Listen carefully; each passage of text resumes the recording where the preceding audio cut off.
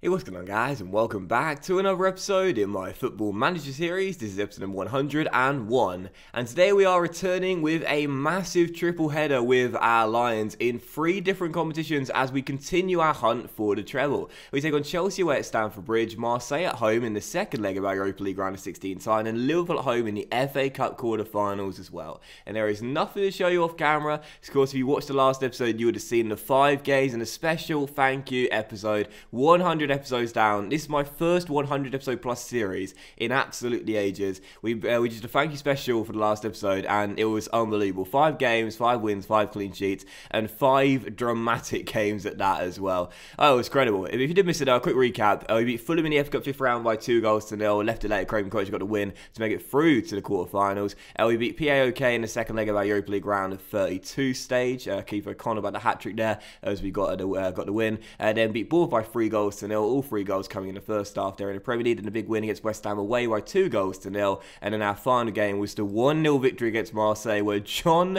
Reliable Black, it was worth watching the entire episode just for that one moment alone. John Reliable Black came off the bench in stoppage time and scored his first goal of the season to give us the win to take back to the den.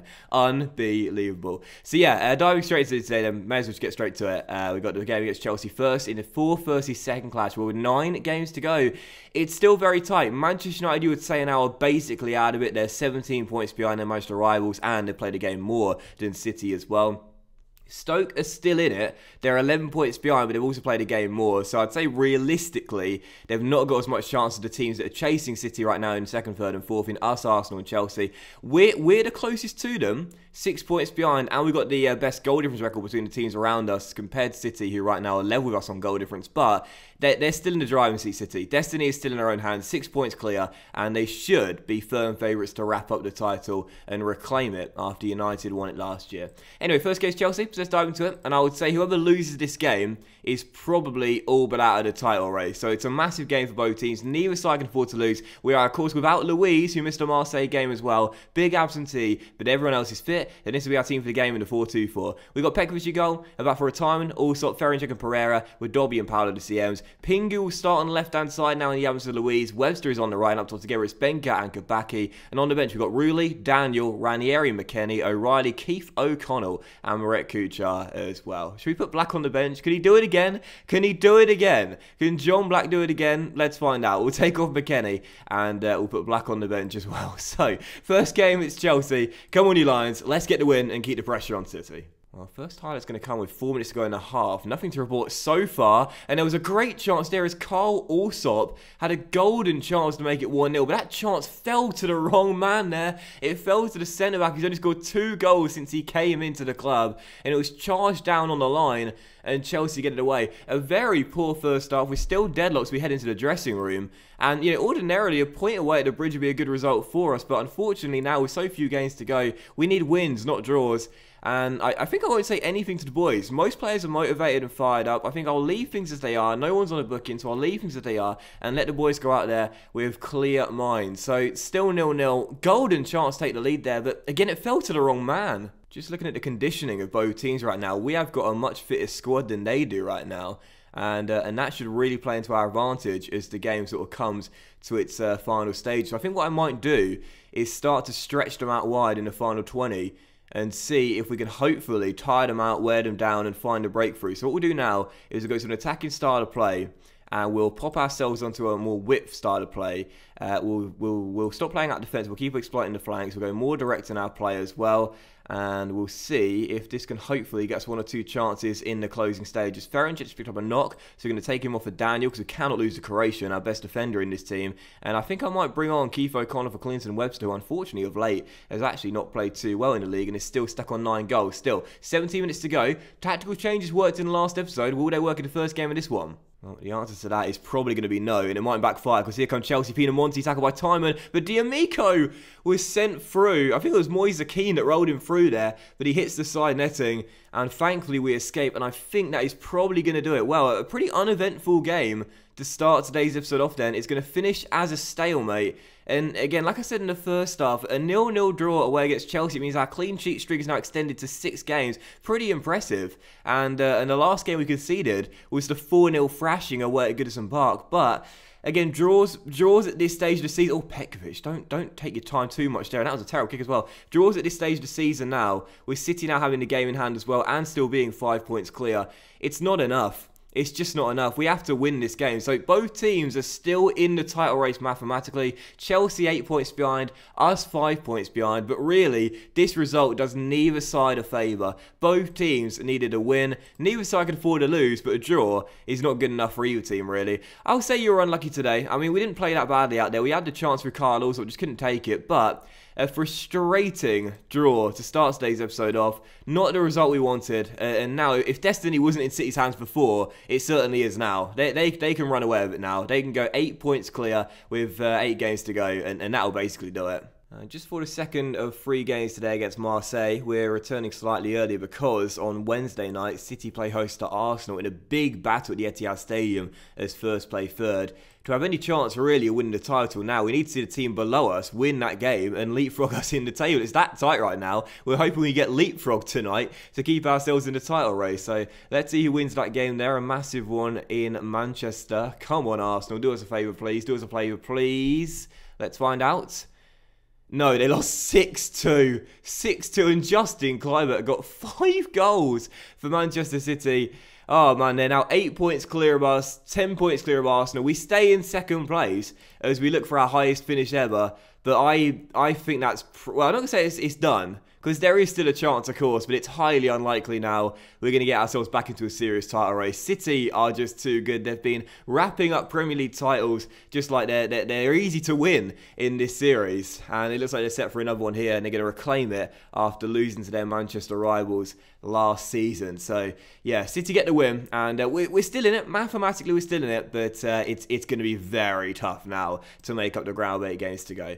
So, second of 3 games today, we've got Marseille here at Den. Let's put that to the back of our minds and get the job done tonight and make it through to the Europa League quarterfinals. Of course, we won the game away to South of France late on through John Reliable Black, and hopefully we'll make sure that we get through tonight to the quarterfinals of the competition. Right now on the injury report, Ferencvac did pick up a knock. He is okay to play this game, but he's got poor match sharpness. I'd rather not start him in this game and leave him for the Liverpool game on the weekend at the Den in the FA Cup quarterfinal. And also Louise, of course, who is still out right now with that twisted ankle. So 4-2-3-1 for the game, and this will be our lineup. We've got Rulli in goal, but for retirement, also the Czech stepping in and around the area. And in the middle, it's Dobby and Weston McKennie. Our attacking midfield trio is Pingu on the left, Keith O'Connor having a great season on the right, and Matt O'Reilly advanced playing supporting Marek Kuchar. So loads of change to our lineup here, with lots of games coming in quick succession. And on the bench, Petkovic, Daniel, Nana, Marcel Ox, Clinton Webster, John Black, and Julian Benker as well. So second of 3 games, it's Marseille. Let's get a win and make it through. Come on, you Lions. Always a good sign in the dressing room as well, where every player reacts positively to what you've said to them as well. So obviously big game for this one. And, you know, the last time we faced Marseille, as we said in the last episode, it was in the Europa League round of 32 stage in our first ever season in Europe. And we ended up beating them very convincingly, very comfortably. There were loads of goals scored in a tie, but this time might be settled by the 1 goal as things stand. But after Marseille failed to score in the first leg in South France, I do predict them to score tonight, so we'll have to score as well. But 4 minutes in, we're still tied at 0-0. Can we get the first chance here of Keith finding Ranieri down the right-hand side? And the Brazilian crosses is a good one. It's headed away, but O'Reilly keeps the chance alive and finds O'Connell back to the right back here, who once again will cross. Very good delivery, and Pingu's on the end of it. Keith O'Connell! I just don't know what to say. Keith O'Connell's done it again.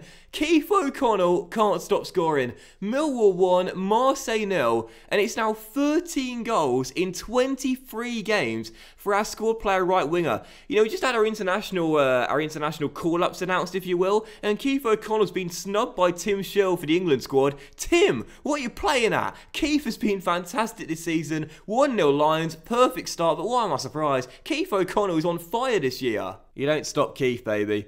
You cannot stop Keith O'Connell right now. He is just on one. He is just on fire as the Lions take an early lead here at the Den. And now it's Pingu. Oh, gets away. He's done well there, Pingu. Keeps on going. Good run by the Brazilian crosses towards Marek, headed away. And O'Reilly loses out towards El Unici as well. If we can get an early second goal as well, that will really put the pressure on our visitors tonight as O'Connell finds Ranieri. Our goal came from the right side. Our second one might come from here as well. Cross to the middle. O'Reilly heads on just over the bar. Still 1-0. And Here is that danger man, Keith O'Connell on the ball again, cross-fielding towards Pingu.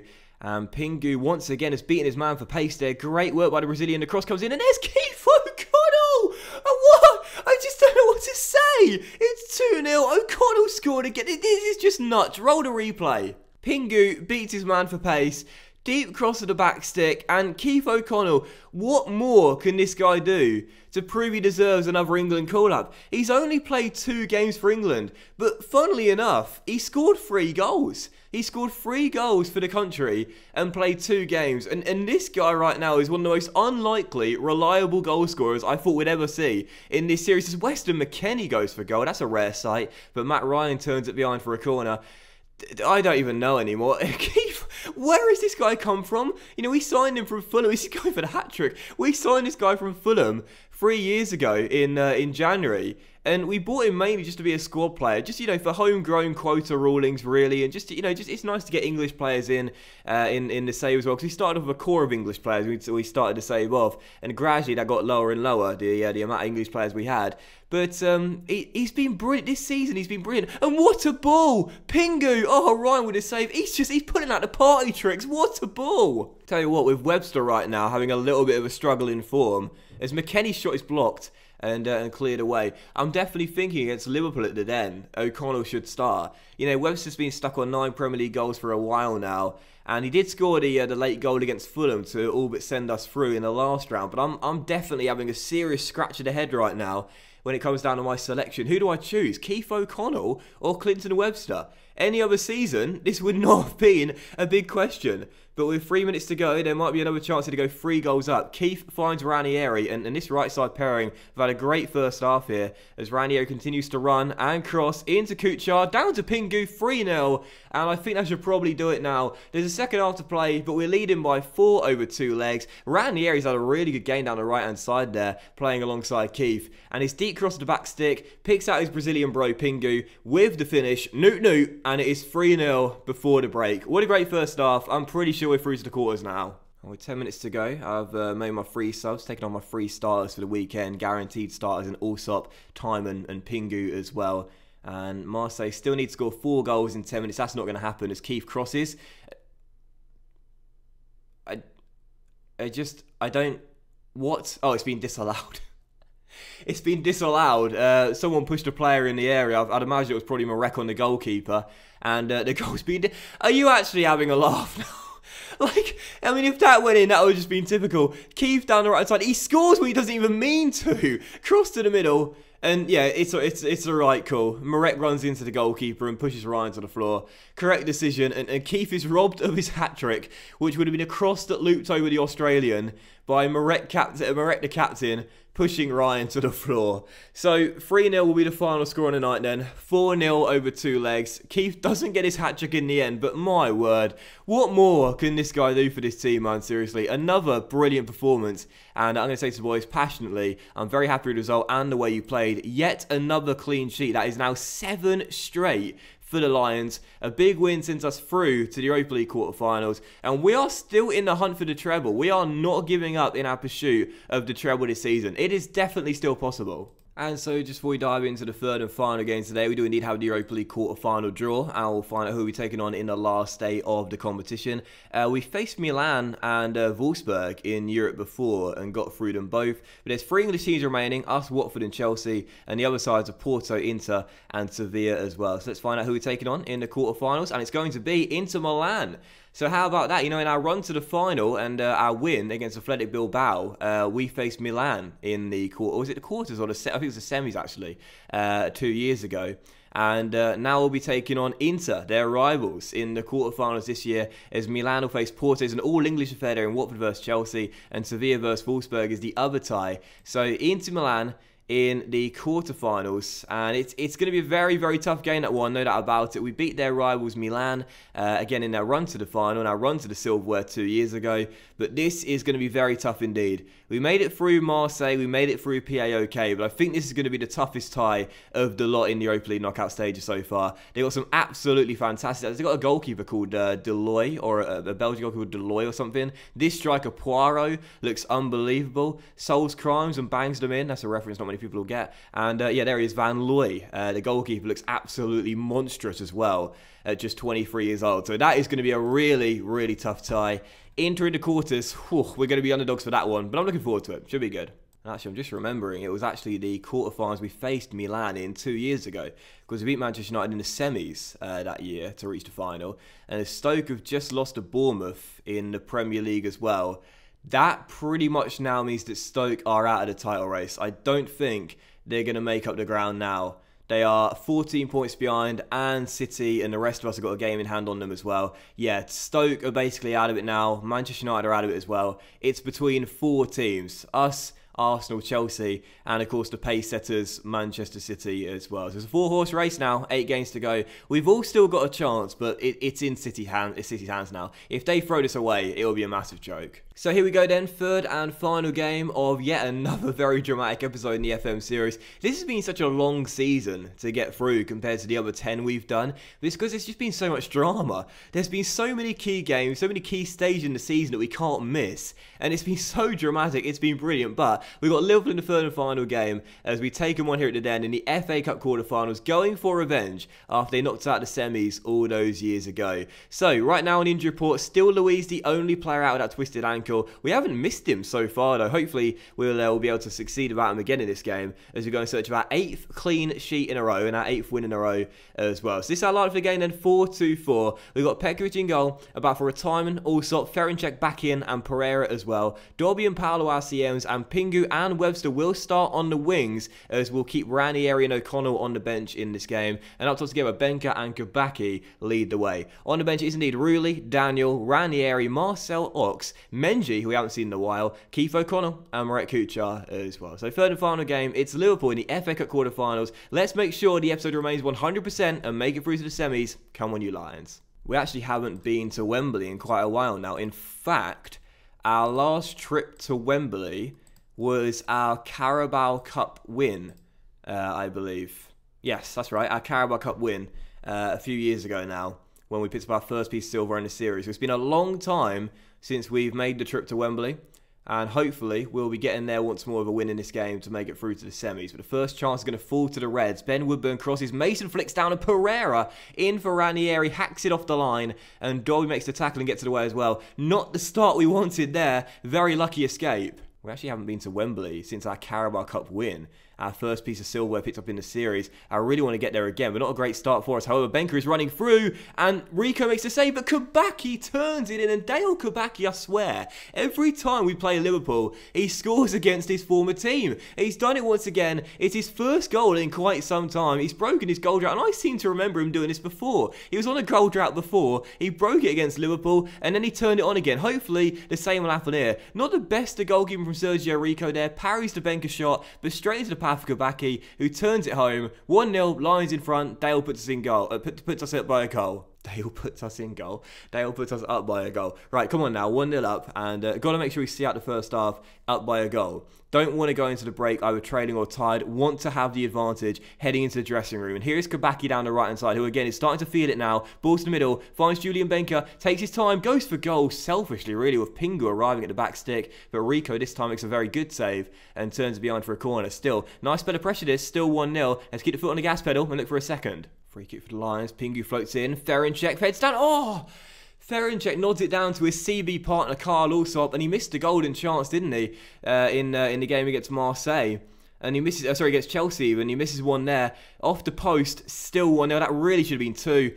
Carl. Oh, Carl, he shut me up. Carl Allsop has shut me up. He's run into the corner flag. He's got his finger on his lips to say, Gaffer, you don't know what you're talking about. I can finish like a striker, just only very rarely. Corner to the centre, headed away. Dobby controls it on the chest, nods it down, flicks it through towards Carl Allsop, who takes a touch, gets it out of his feet. Oh, look at that. With the weaker left foot, just pops it into the near post and makes it 2-0. Carl Allsop now is trying to be a goal scorer. We lead by 2. Great way to end the first half. Well done, Carl. I'll apologise there, mate. Sorry about that. Foden to Monroe as Liverpool to start the second half off with a goal, but instead there's a chance on the break here for us as Benka plays it long. Kabaki, golden first touch, takes it in his stride and drills it home. And Dale Wacky Kabaki, a minute after the restart, bags his brace and puts us 3 goals up. We are just on fire in this run. It's probably one of our best runs, if not our best run in the series. Pingu to Benka inside his own half. Oh, I love assist from inside the own half. Shows great vision and technique. Wonderful ball through. Great first touch by Kabaki. Runs through one-on-one and drills it into the bottom corner. 3-0 to the Lions. What a performance this has been. And as we're about to wait for the final whistle to be blown any second now, the fantastic run continues for the Lions. The treble is still possible. It may not be realistically achievable, but it still is mathematically possible. We are through to the FA Cup semi-finals. We are back to Wembley for the first time since our Carabao Cup win a few years ago. We get revenge on Liverpool after they knocked out the FA Cup semi-finals a few years ago as well. Delighted with that. And a really, really big win for us as well. The streak continues, and I've got to say as well, unlike in real life, the international break has come at the wrong time. You know, in real life right now, we've not had a great start to the season. Lost to Swansea last night in a frustrating defeat when we were up by a goal and had a man advantage for pretty much the entire game and lost 2-1.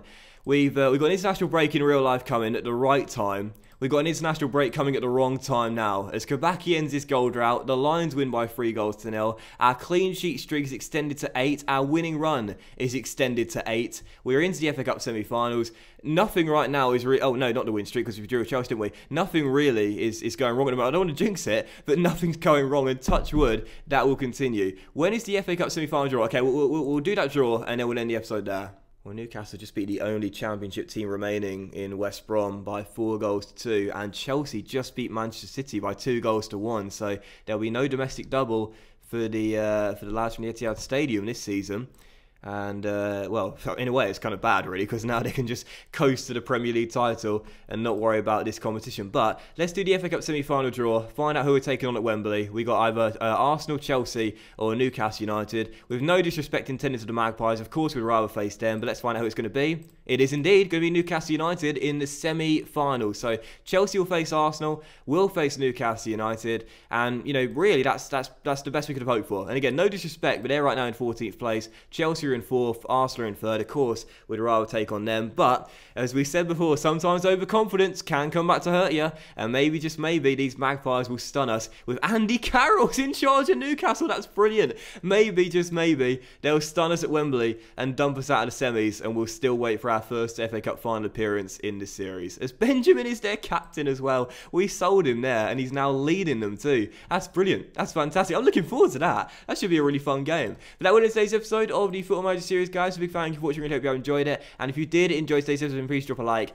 as likes are, of course, very much appreciated, and they really help the channel out as well. Much love to you all. Have a fantastic Sunday night. Have a great weekend, and we'll see you for the next episode very soon. We need to really get towards the end of the season pretty quickly now, because this season's dragged on for quite a while. So what I think I'll do is I'll play the first leg of the San Siro against Inter off camera, along with Watford and Stoke as well. And we'll return for the big double header where we'll take on Inter in the second leg at the Den, and then Manchester City away at the Etihad Stadium, where we'll know come the end of 90 minutes there whether we've got any chance of winning the title or not. So we'll play these 3 games off camera here and come back for the Inter and Man City games in the second leg and the big first-second clash away at the Etihad as well. Have a great Sunday night, guys. Have a great weekend. Much love to you all, and I'll see you for the next episode where hopefully it's just as positive as these last two very soon. Bye.